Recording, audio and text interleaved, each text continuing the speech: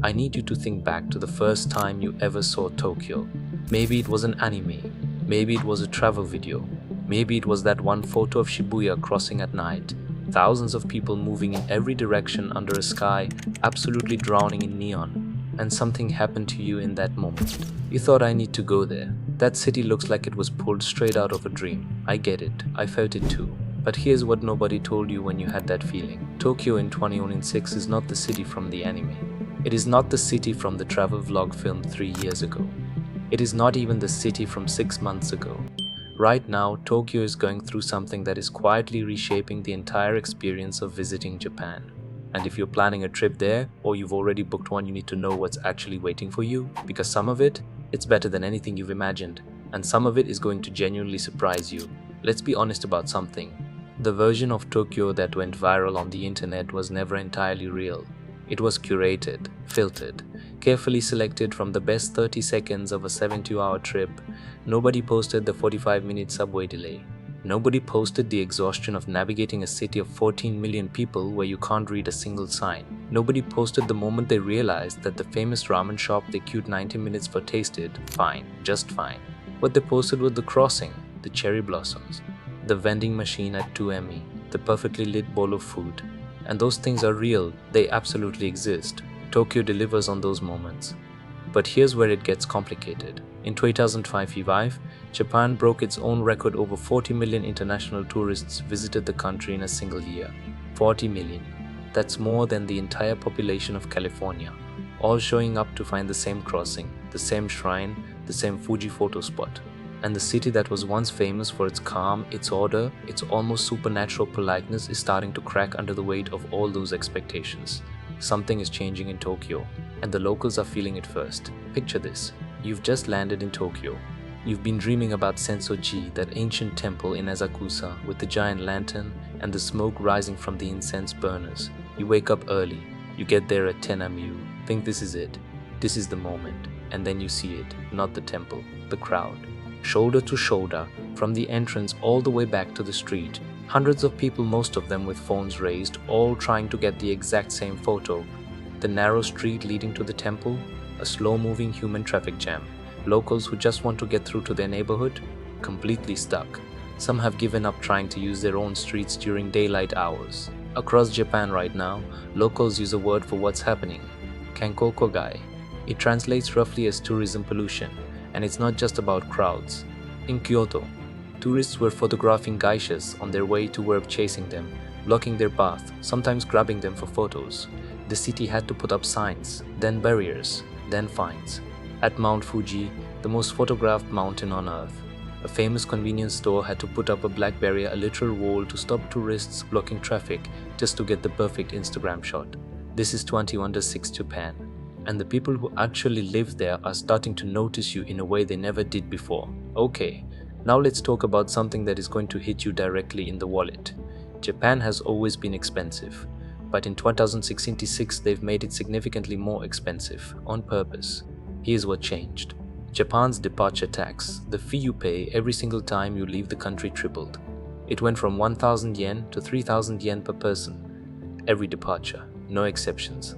But that's just the beginning. Tokyo, Kyoto, and Osaka have all introduced or expanded local accommodation taxes charged per night on top of your hotel bill. The more upscale your hotel, the higher the charge. Kyoto went so far that travel publications are now calling it Japan's highest lodging tax. Visa fees, which hadn't changed since 1978, are being raised for the first time in almost 50 years. And timed entry slots, the system where you have to book a specific time window to enter a famous attraction, are now standard at more and more locations. Show up without one? You're turned away? Doesn't matter if you flew 14 hours to get there. Now, is this unfair? Actually, probably not. Japan is trying to manage 40 million tourists a year while protecting the places that make it worth visiting in the first place. But is it something that the average travel video warned you about before you booked? Almost never. And the bill at the end of a Tokyo trip in 2006 looks very different from what the internet told you to budget. Here's the part that nobody posts about, because it's embarrassing to admit. Tokyo has rules, not laws. Exactly, more like an unspoken code that every single person in that city follows without being asked. And when you don't know the code, you become, without meaning to, exactly the kind of tourist that locals have started to resent. On the subway, silence. Not just quiet. Silence. No phone calls. Barely any conversation above a whisper. Tourists who get on talking loudly, playing music through speakers, eating the looks they get don't need translation. Walking while eating on the street, in most of Tokyo not done, you'll see the looks. Tipping at restaurants? In Japan, tipping is not just unnecessary, it can actually be considered rude. It implies the person needs charity. Some staff have tried to return tips to confuse tourists. And then there's the trash cans, or rather the almost complete absence of them. Tokyo is one of the cleanest cities on earth, and yet you will walk for 30, 40, sometimes 60 minutes without finding a single public bin. Because the system is you carry your rubbish home. Tourists who don't know this end up doing things that make locals visibly uncomfortable. None of this makes Tokyo unwelcoming. The Japanese concept of omotenashi, genuine, selfless hospitality, is absolutely real. People will go out of their way to help you. But there is a version of visiting Tokyo where you spend the whole trip accidentally doing things wrong, feeling vaguely uncomfortable, and not understanding why. And nobody warned you.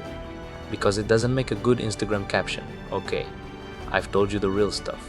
Now let me tell you the thing that nobody who's actually been to Tokyo can deny. At 5 am, before the tour groups wake up, before the influencers set up their tripods, before the crowds arrive, Tokyo is the most extraordinary city you will ever stand in. Empty streets. The sound of a city of 14 million people, somehow quiet. A vending machine glowing on a corner that no one else is on. A ramen shop just opening its shutters, steam rising into cold morning air. And if you know where to look past the famous crossings and the overcrowded temples, there is a Tokyo that still exists completely outside the tourist circuit.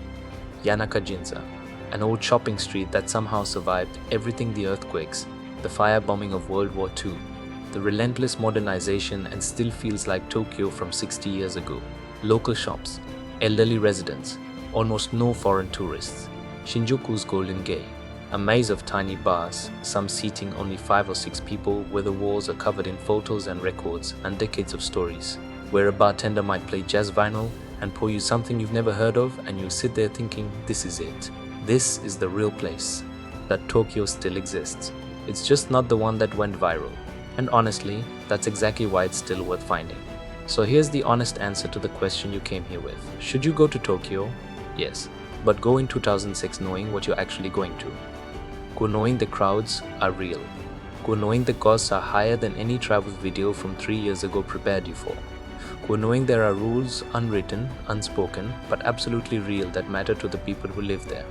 And go knowing that the Tokyo of your imagination, the neon-drenched, perfectly quiet, anime-filtered fantasy city, doesn't exist exactly as sold, but something better might.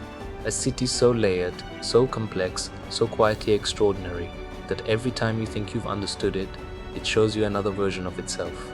At 5 am on an empty street, in a tiny bar where nobody speaks your language, but somehow it doesn't matter. In a moment so specific and so strange that you'll spend years trying to explain it to someone who wasn't there. That's the real Tokyo. Go find it. I'm TK, and this is The Hidden Route. Subscribe. The next city is going to hit different.